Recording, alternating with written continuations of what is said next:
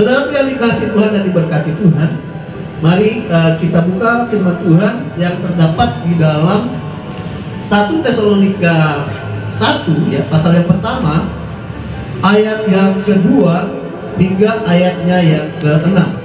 1 Tesalonika pasal yang pertama ayat kedua hingga ayat yang ke-6. Dengan kasih mari kita berdiri semua.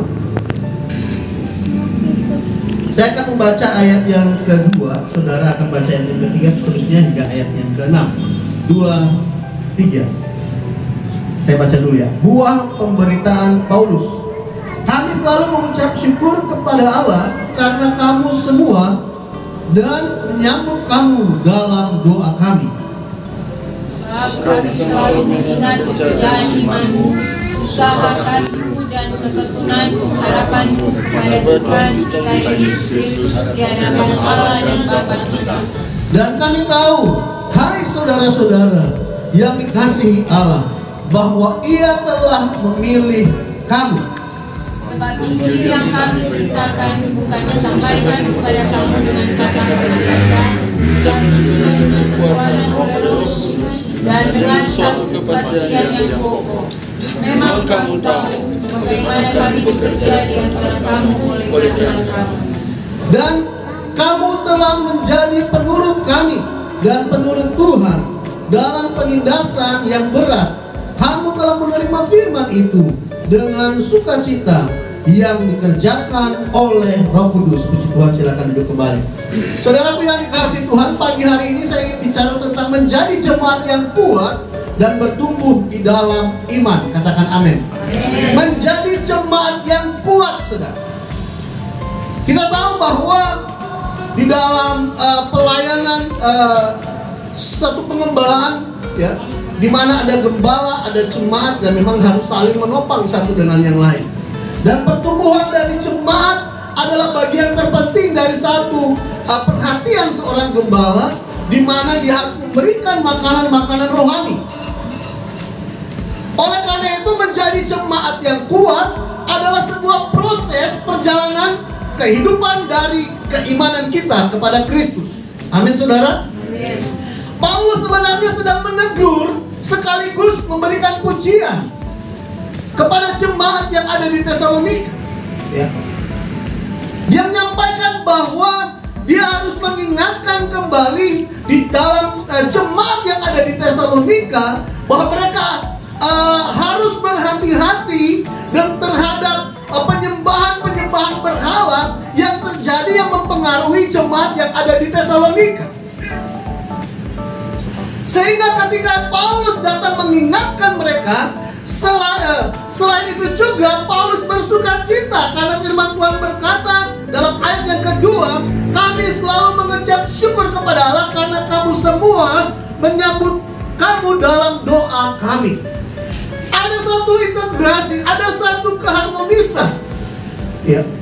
Pelayanan yang sehat adalah jemaat yang mendoakan gembala dan gembala mendoakan jemaat. Ya. Jangan kemudian sebaliknya, jemaat yang terus-menerus didoakan, dia berhasil, dia sukses dalam pekerjaannya, tapi dia tidak pernah satu kali pun menyebut gembalanya di dalam doanya. Nah, saudara, menjadi jemaat yang sehat adalah bagaimana kita menyadari bahwa hidup kita memerlukan orang lain, memerlukan pelayanan. Ya. Sehingga apa yang menjadi sikap kita seharusnya supaya kita menjadi jemaat yang sehat. Milikilah mental yang, bahasa Nado bilang, milikilah mental yang napa, bukan mana. Ya, mari kita menjadi jemaat yang sehat, miliki mental napa, bukan mana. Kalau kita memberi, bersuka cita, memberi napa. Dalam konteks pelayanan, dalam konteks pertumbuhan imannya. Dan banyak kita terus mendesak, meminta, tolong gembala doakan. Mana dan. Akhirnya gembala terus doakan. Dia diberkati, dia lupa bahwa di mana tempat dia diberkati, bahwa di mana tempat dia terus didoakan. Ya. Akhirnya apa, saudara? Tidak pernah mau memberi, Itu yang saya bilang, milikilah mental yang napa, jangan memiliki mental yang mana. Saudaraku yang dikasih Tuhan, dalam pelayanan, di dalam berjemaat, di dalam pertumbuhan, itu adalah sebuah proses yang tidak mudah, saudara. Ya. Oleh karena itu ketika kita menyadari bahwa seharusnya kita ini berada di dalam kasih Kristus dan saling membutuhkan satu dengan yang lain. Saudara lihat pada ayat yang kelima. Sebab Injil yang kami beritakan bukan disampaikan kepada kamu, bukan disampaikan kepada kamu dengan kata-kata saja, tetapi dengan kekuatan oleh Roh Kudus. Ya. Firman yang kita selalu dengar setiap minggu itu disampaikan dengan kekuatan daripada Roh Kudus. Artinya apa? Roh Kudus memberikan ilham, memberikan hikmat, menyampaikan itu kepada saudara. Dan saudara terus mengalami pertumbuhan.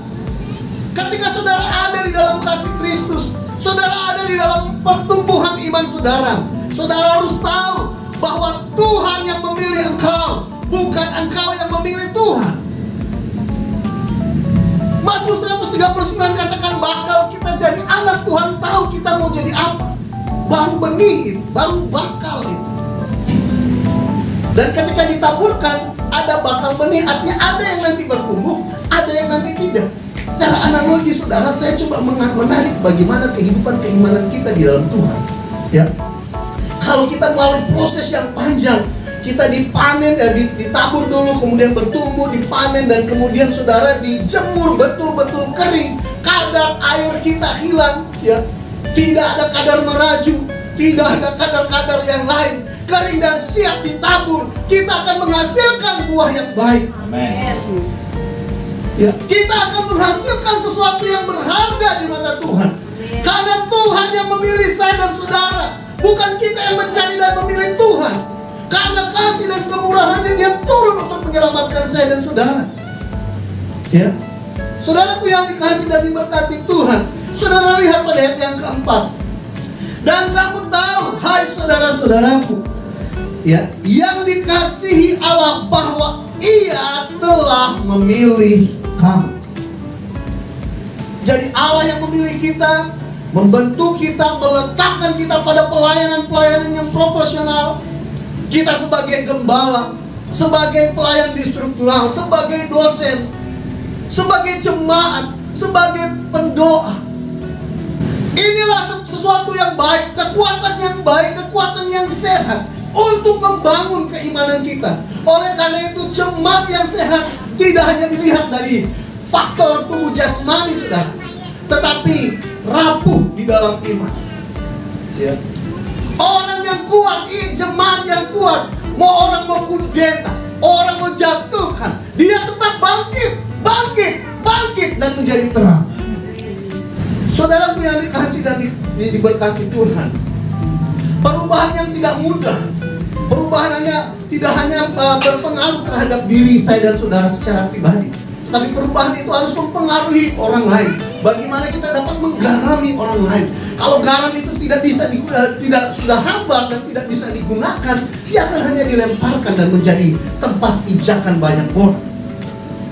Inilah kualitas iman jemaat Tuhan yang kuat. Ya.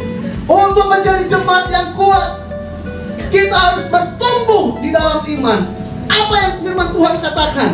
Bahwa yang pertama, menjadi jemaat yang kuat adalah kuat terhadap pengenalan akan Kristus. Ini dasarnya saudara. Saudara harus kuat pengenalan akan Kristus.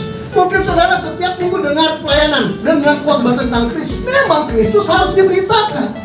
Besok ada khotbah tentang Kristus, harus diberitakan. Kristus harus diberitakan. Tidak hanya nanti di Desember. Yesus harus lahir setiap hari dalam hidup saya dan saudara. Wah, bosan dengar lagi berita tentang iman.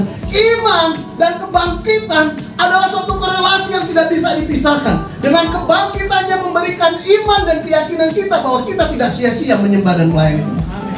Dia harus diceritakan setiap hari. Amin saudara. Kisahnya tidak akan pernah usang, selalu relevan sampai Yesus datang kali kedua. Amin. Amin saudara. Ya, 2 Petrus 3 ayat yang ke-18. Tetapi bertumbuhlah dalam kasih karunia dan dalam pengenalan akan Tuhan dan Juru Selamat kita, Yesus Kristus. Baginya kemuliaan sekarang dan sampai selama-lamanya. Pertumbuhan iman yang sehat adalah pengenalan saudara akan Kristus. Sejauh mana saudara mengenal Kristus? Pengenalan akan Kristus. Kristus harus bekerja di dalam hidup saya dan saudara. Hidup kita untuk Kristus, karena Kristus untuk saya dan saudara. Pertumbuhan rohani tidak bisa secara otomatis begitu saja, melalui proses. Artinya proses ini yang harus kita nikmati. Karena pada saat kita ditempa, walaupun dibakar dengan perapian yang begitu menyala-nyala, kita akan tetap menghasilkan emas yang murni, berharga di mata Tuhan. Status kita sebagai anak Tuhan tidak akan pernah hilang. Kan orang mengejek kita, status kita tidak akan hilang. Karena orang merendahkan kita, status kita tidak akan hilang. Karena orang coba mengkudeta kita, status kita tidak akan hilang. Karena kita berharga di mata Tuhan. Kenapa bisa terjadi? Karena kita mau menikmati proses Tuhan. Ya saudara, kita lihat di dalam Ibrani 5 ayat 12. Ibrani 5 ayat 12 hingga ayat yang ke-14. Apa yang firman Tuhan katakan? Sekalipun kamu ditinjau dari sudut waktu, sudah seharusnya menjadi pengajar. Kamu masih perlu lagi diajarkan asas-asas pokok dari penyataan Allah. Pembahasan lalu bilang, ngana itu sok pantas jadi pengajar. Tapi ternyata imanmu masih dalam proses butuh diajar. Ya. Dan kamu masih memerlukan susu, bukan makanan keras. Sebab barang siapa masih memerlukan susu, ia tidak memahami ajaran tentang kebenaran, sebab ia adalah anak kecil. Kalau dia masih memerlukan susu, dimanja, dibelai, diondo-ondo, dia masih anak kecil. Ya. Tetapi makanan keras adalah untuk orang-orang dewasa. Siapa yang dewasa di sini yang katakan? Sontong kecil, tampillah besar. Sontong besar, tampillah besar. Lebih parah kalau nak tak sontong pun dia tampillah. Aneh kan? Ada begitu dong? Ada. Dia nak tak sontong mar dia tampillah. Tiba-tiba, bagaimana ini bahasa Nelson bilang muntabir. Mundur tanpa berita. Jadi aku muntabir, mundur tanpa berita. Karena dia tahu, nak tapela, nak sontong, nak tapela. Jadi jangan menjadi iman yang seperti ini. Tetapi makanan keras adalah untuk orang-orang dewasa yang karena mempunyai panca indera yang terlatih untuk membedakan mana yang baik daripada yang jahat. Memang ini dikatakan secara fisik, tetapi makna yang dalam sebenarnya ingin menghantar kita untuk memberitahukan bahwa iman kita butuh kepekaan. Di dalam proses itu kita peka mana yang Tuhan bilang dan mana yang bukan Tuhan bilang. Bagaimana kita bisa peka mengetahui suara Tuhan? Berdoa. Bagaimana kita bisa? Proses itu yang melatih kita untuk peka terhadap suara Tuhan. Orang kalau di asrama, hari-hari dia orang PKK di kamar sebelah orang tahu. Biar ada kahariwono, ada berapa orang tertawa, dapat tahu. Karena apa? Setiap hari kita bergaul. Anak-anak saya, kalau orang ada banyak orang, biar orang mau tertawa, bercerita banyak, dia bisa bedakan papa ada di sana, mama ada di sana. Karena setiap hari kita bergaul, kita bisa membedakan. Ya, coba satu orang keluar kontoran tertawa sama-sama di sini, pasti paling dapat tahu Pak Gembalanya tertawa. Ya. Oleh karena itu kita harus bertahan terhadap prosesnya. Kita harus melalui sebuah proses yang begitu panjang. Untuk apa? Untuk mendewasakan iman kita, supaya kita menjadi jemaat yang kuat, yang siap untuk bertumbuh, menghasilkan buah, dan memberkati banyak orang. harus mau ditempa. Kita rela menjadi orang yang rela menjalani proses itu. Orang yang rela ikhlas menjalani proses itu tidak akan mengeluh ketika dia ada dihadapi dalam ujian-ujian pelayanannya. Dia tidak akan banyak alasan dan membuat banyak alasan untuk menolak pelayanan, bahkan bersekongkol untuk menghancurkan pelayanan. Lebih banyak. Ini adalah sesuatu yang tidak sehat. Makanya firman Tuhan bilang kalau sedewasa perlu makanan-makanan yang keras. Jangan bubur lagi. Mari kita bersama-sama untuk membangun jemaat yang sehat, yang kuat di dalam ini. Jangan bersama-sama menghancurkan satu pelayanan. Itu dosa di hadapan Tuhan. Bagaimana ya supaya ini gembala ini sakit hati? Bagaimana ya DP cara ini supaya di gembala ini boleh tak ganti? Kita mau malas jom melayani Tuhan. Dia mulai pengaruhi siapa-siapa yang bisa dia pengaruhi. Setelah dia pengaruhi, dia cari kambing hitam. Siapa yang bisa kita menjadikan kambing hitam? Oh, si bro ini kuat. Pas momen yang gagal. Ya, mulai cari-cari celah, bersekongkol dalam kejahatan, menghancurkan sebuah pelayanan. Wow, saudara bisa tahu sendiri dampaknya luar biasa. Belum saat ini sementara ditabur, tetapi tuaiannya juga luar biasa dampak. Kalau saudara bersekongkol untuk memajukan pelayanan, membangun iman, itu hebat. Yang lemah dikuatkan, yang mengalami kekurangan, saudara topang. Kita mulai menceritakan kebaikan-kebaikan orang lain. Kita mulai menceritakan perbuatan-perbuatan Tuhan dalam pelayanan. Yang terjadi adalah jemaat semakin dikuatkan. Tidak pernah maju mundur, mempunyai banyak alasan dengan tujuan-tujuan yang tidak baik. Pelayanan untuk Tuhan. Saudaraku yang dikasih Tuhan, menjadi jemaat yang kuat adalah rela dan ikhlas masuk dalam proses itu. Yang kedua, untuk menjadi jemaat yang kuat dan sehat bertumbuh di dalam iman adalah tetap di dalam Kristus. Yang pertama mengenal Kristus, yang kedua tetap di dalam Kristus. Jangan berubah setiamu, jangan berpindah setiamu, jangan menggadaikan imanmu terhadap hal-hal yang menghilangkan keselamatanmu. Kau menolak Tuhan dengan sengaja, kau keluar dari keselamatan itu. Tetapi kalau kau setia, kau sudah kenal Kristus. Yang kedua, tetap ada di dalam Kristus. Saudara, kalau ada di dalam Kristus tidak akan tergoyahkan. Ya, seperti ketika orang berbuat jahat, saudara balas dengan berbuat baik. Terus balas sampai berbuat baik, sampai dia tidak tahu bagaimana akan berbuat jahat lagi. Saudara doakan seperti bara di atas kepala. Sekongkol, menjatuhkan, menceritakan keburukan, memfitnah sana sini. Tapi tiap dia datang di dalam komunitasmu, tiap datang di dalam perkumpulan itu, kau selalu berbuat baik, selalu berbuat baik. Sampai saat dia nggak tahu lagi bagaimana cara berbuat jahat. Makanya selalu bilang, kejahatan pasti kalah dengan kebaikan. Tetapi kebaikan itu tidak boleh stop sampai di perkataan. Itu harus dilakukan. Amin, saudara.